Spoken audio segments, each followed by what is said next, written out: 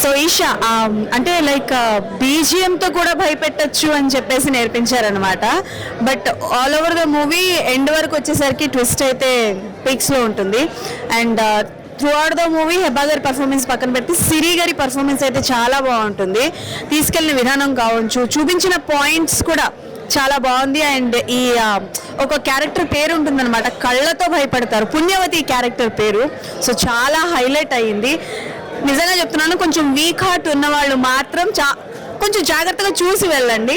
And movie was very nice. Horror thriller కావాలనుకుంటున్న వాళ్ళు థియేటర్స్కి వెళ్ళి చూడాల్సిన సినిమా. పక్క సీట్లోనే పాప కూర్చుంది, 2 సార్లు ఏడ్చింది పాప. సో సౌండ్స్తో భయపెట్టారు. స్క్రీన్ ప్లే, స్టోరీ అంతా చాలా బాగుంది. అండ్ ఆఫ్టర్ లాంగ్ టైం తర్వాత ఒక మంచి హారర్ థ్రిల్లర్ సినిమా చూసినట్టు అనిపించింది అనమాట.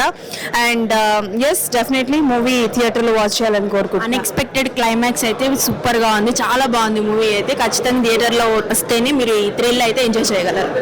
ఈవిడ 2 సార్లు లేచిందండి సీట్ నుంచి. భయపడ్డానండి.